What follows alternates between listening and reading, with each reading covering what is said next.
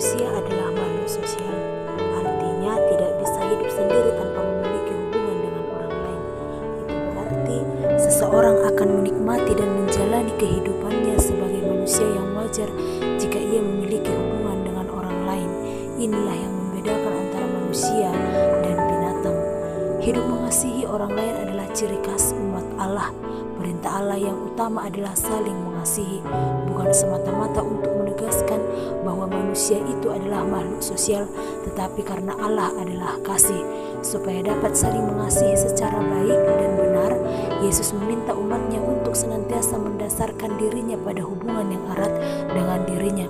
Sebab Allah sendiri melalui Yesus Kristus telah mengasihi umatnya dengan memberikan nyawanya.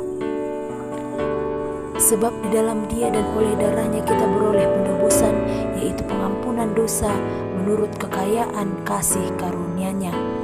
Efesus 1 ayat 7. Mereka yang melakukan perintah ini, Yesus menyebutnya sebagai sahabatnya yang menunjukkan adanya keakraban di antara Allah dan umatnya. Dalam keadaan seperti ini, umat Tuhan akan lebih memahami apa kehendak Tuhan dalam kehidupan mereka. Semua orang Kristen dari anak-anak sampai orang tua dapat dengan mudah berbicara tentang kasih, walaupun kenyataannya kehidupan Kristen kita seringkali bertentangan dengan kasih. Ketika ia tidak punya masalah dengan orang lain, selalu tersenyum dan baik dengan orang lain, maka ia sudah hidup dalam kasih. Namun lewat bacaan hari ini, kita akan belajar dari Paulus tentang bagaimana caranya seorang Kristen hidup dalam kasih.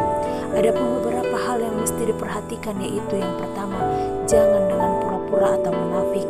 Saling mengasihi di antara saudara, mendahului dalam memberi hormat, membantu orang-orang yang berkekurangan, memberi tumpangan, bersukacita dengan orang yang bersukacita, menangis dengan orang yang menangis, tidak membalas kejahatan dengan kejahatan, tidak menganggap diri pandai dan hidup dalam pendamaian dengan semua orang.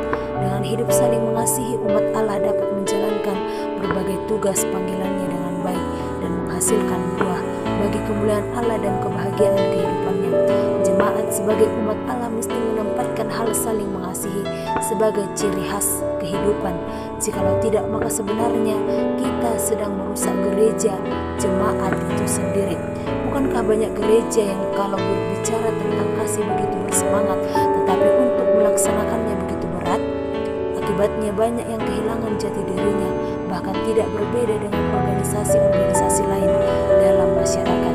Ketika kita berusaha untuk memahami dan mengerti apa yang disampaikan Paulus tentang hidup dalam kasih, di sini tentu lebih mudah dan dari menjelaskannya.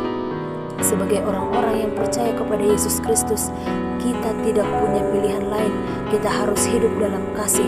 Semoga kita tidak hanya pandai berbicara tentang kasih atau memahaminya saja, tetapi lebih dari itu kita juga harus tinggal di dalam kasih itu.